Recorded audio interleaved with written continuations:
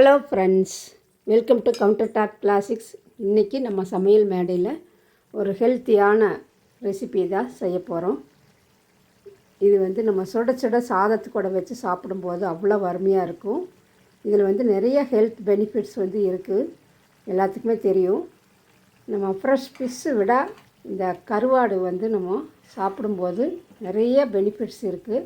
அது நான் ஷார்ட்ஸில் போட்டிருக்கிறேன், பார்த்துக்கோங்க தேவைப்பட்டுச்சுன்னா. இப்போ நம்ம இந்த கருவாட்டு குழம்பு செஞ்சு ஒரு வாரத்துக்கு வேணாலும் வச்சு சாப்பிடலாம் அப்படின்னு சொல்லி சொல்கிறாங்க. இந்த மாதிரி குழம்பு ஈஸியாக எப்படி பிகினர்ஸும் கூட செய்யலாம் அப்படிங்கிறத நம்ம இந்த வீடியோக்குள்ளே போய் பார்க்க போகிறோம். வாங்க எப்படி செய்யலான்னு பார்க்கலாம்.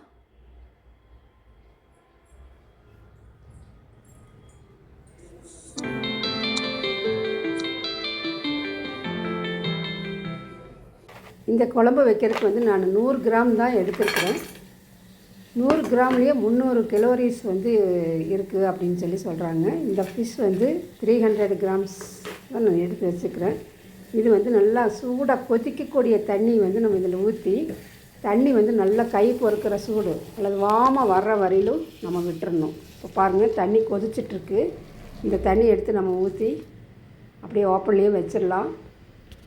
தண்ணி ஆறுற வரையில் அப்படியே இருக்கட்டும். இப்போ நல்லா தண்ணி ஆறிடுச்சு, சூடெல்லாம் இல்லை. இப்போ பார்த்திங்கன்னா மீன் அந்த கருவாடு நல்லா சாஃப்ட் ஆயிடுச்சு, பார்த்தாலே தெரியும். இப்போ இந்த கருவாட்டுடைய தலைப்பகுதியும் வால் பகுதியும் நம்ம கட் பண்ணிக்கலாம். கையிலே கிள்ளுனாலே வந்துடும். இப்போ இந்த வயிற்று பகுதியில் இருக்கக்கூடிய அந்த கொஞ்சம் அந்த பிளாக்காக இருக்கக்கூடியது மட்டும் நம்ம க்ளீன் பண்ணிக்கலாம். பாருங்கள், இந்த மாதிரி நல்லா ஓப்பன் பண்ணி க்ளீன் பண்ணிவிட்டு தலையும் வாலும் நம்ம கட் பண்ணிக்கலாம்.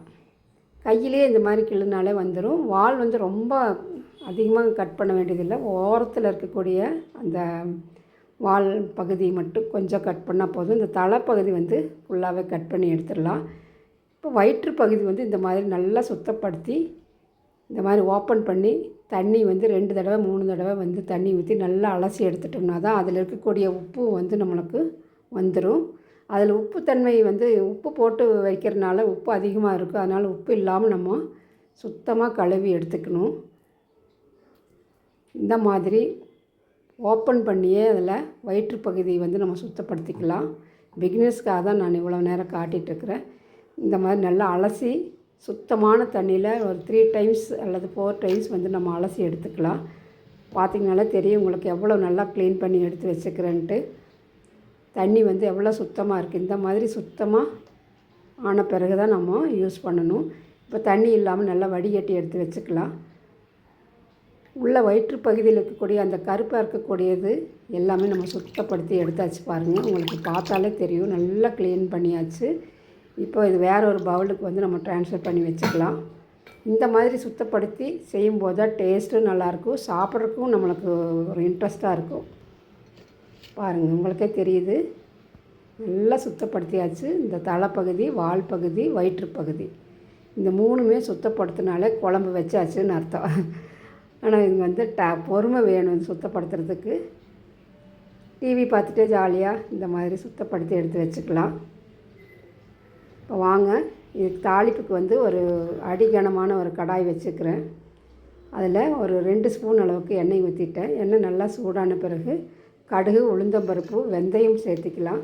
நம்ம புளி சேர்த்து செய்கிறதுனால வெந்தயம் சேர்த்தும் போது தான் டேஸ்ட் நல்லாயிருக்கும். சின்ன வெங்காயம் நீல வாக்கில் கட் பண்ணி 2 கைப்பிடி அளவு சேர்த்தியாச்சு.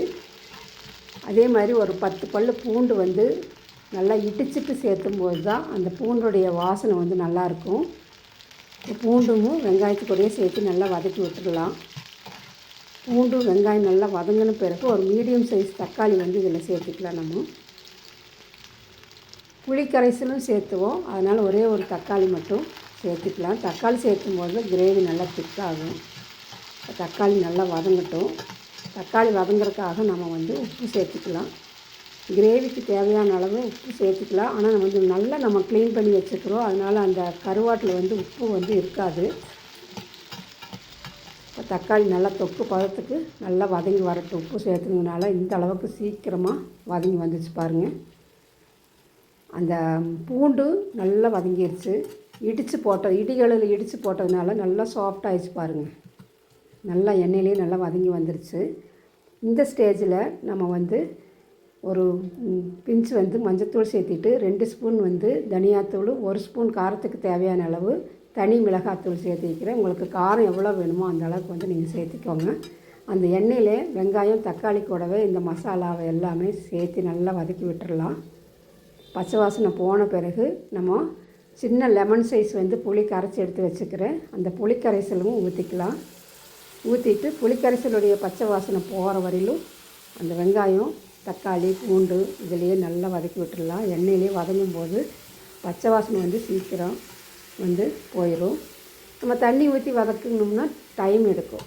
அதனால் இந்த புளிக்கரைசலோடு சேர்த்து நல்லா வதக்கி விட்டுட்டு ஒரு கொத்து கருவேப்பிலை ஃப்ரெஷ்ஷாக சேர்த்திட்டு நம்மளுக்கு எவ்வளவு வேணுமோ அந்தளவுக்கு வந்து தண்ணி இதில் ஆட் பண்ணிக்கலாம். ஒரு சிலர் வந்து தண்ணி மாதிரி வச்சு சாதத்தில் சூடாக சாதத்தில் இட்லி தோசைக்கு வச்சு சாப்பிடுவாங்க. கொஞ்சம் தண்ணி வந்து நம்ம எவ்வளோ வேணுமோ அந்த அளவுக்கு ஊற்றிக்கலாம். நான் வந்து அளவாக செய்கிறதுனால கொஞ்சமாக தான் நான் தண்ணி ஊற்றிக்கிறேன். தண்ணி ஊற்றிட்டு நல்லா மிக்ஸ் பண்ணி விட்டுடலாம். ஈவனாக எல்லாமே நல்லா கொதித்து எண்ணெய் பிரிஞ்சு வரட்டும். எண்ணெய் வந்து நல்லா பிரிஞ்சு வர்ற வரையிலும் கொதிக்க விட்டுடலாம். இந்த ஸ்டேஜில் நீங்கள் உப்பு பார்த்துட்டு வேணாலும் சேர்த்துக்கலாம். நல்லா கொதித்து வந்துச்சு பாருங்கள். தண்ணி வேணும்னா இன்னும் நீங்கள் கொஞ்சம் ஊற்றிக்கோங்க. நான் வந்து தண்ணி அளவாக தான் ஊற்றி வைக்கிறேன். எண்ணெய் பிரிஞ்சு வரணும், அந்த அளவுக்கு விட்டுறணும். இப்போ எண்ணெய் நல்லா பிரிஞ்சு வந்த பிறகு நம்ம க்ளீன் பண்ணி வச்சுருக்கக்கூடிய அந்த கருவாடை இதில் சேர்த்திக்கலாம். கருவாட்டை சேர்த்தி நல்லா கலந்து விட்டுட்டு லிட்டு போட்டு ஒரு 5 நிமிஷம் மூடி வச்சிடலாம். அப்போ தான் நல்லா வெந்து வரும். கருவாடு வந்து நல்லா வெந்து வரும்போது தான் டேஸ்ட் நல்லாயிருக்கும். இது வந்து பெண்களுக்கு ஏற்படக்கூடிய ப்ராப்ளம்ஸ் எல்லாமே சால்வ் பண்ணும். மாதவிடாய் பிரச்சனைகள் எது இருந்தாலும் சரி, மூட்டு வலி, சளி, இருமல் எல்லாமே சரியாயிரும்னு சொல்கிறாங்க இந்த கருவாடு சாப்பிடும்போது. நிறைய ஹெல்த் பெனிஃபிட்ஸ் இருக்குது. நான் ஷார்ட்ஸ் போட்டிருக்கிறேன், வேணால் பார்த்துக்கோங்க ஓப்பன் பண்ணி. தேவைப்பட்டுச்சுன்னா இந்த அளவுக்கு வந்து நல்லா சாஃப்டாக வெந்த பிறகு நம்ம ஸ்டவ் ஆஃப் பண்ணிடலாம். இது வந்து இட்லி தோசை சுட சுட சாதத்துக்கு கூட வச்சு சாப்பிடும்போது அவ்வளோ அருமையாக இருக்கும். இப்போ வந்து ஆல்மோஸ்ட் கருவாட்டு குழம்பு, நெத்திலி மீன் கருவாட்டு குழம்பு வந்து ரெடி ஆயிடுச்சு. இந்த அளவுக்கு திக்னஸ் இருந்தால் போதும். இனி விட்டோம்னா ரொம்ப கட்டியாயிரும். அதனால் நம்ம ஸ்டவ் ஆஃப் பண்ணிடலாம். இப்போது இந்த நெத்திலி மீன் கருவாட்டை வேறொரு மண் பாத்திரத்துக்கு வந்து நம்ம ட்ரான்ஸ்ஃபர் பண்ணிக்கலாம். மண் பானையில் எடுத்து வச்சிட்டோம்னா 1 வீக்குக்கு வேணாலும் ஒன்றும் ஆகாது. அப்படியே ஃப்ரெஷ்ஷாக நம்ம அப்போ செஞ்ச மாதிரியே இருக்கும். இந்த மாதிரி மண் சட்டியில் போட்டு வச்சிட்டோம்னா டேஸ்ட் வந்து நல்லாயிருக்கும், மாறாமல் இருக்கும். கண்டிப்பாக இந்த நெத்திலி மீன் கருவாட்டு குழம்பு வந்து உங்களுக்கு பிடிச்சிருக்குன்னு நம்புகிறேன். பிடிச்சிருந்துச்சுன்னா லைக் பண்ணி கமெண்ட் பண்ணி சப்ஸ்கிரைப் பண்ணுங்கள். இதுவரையிலும் சப்ஸ்கிரைப் பண்ணாமல் இருந்தீங்கன்னா சப்ஸ்கிரைப் பண்ணி நம்ம சேனலுக்கு சப்போர்ட் பண்ணுங்கள். தேங்க்யூ.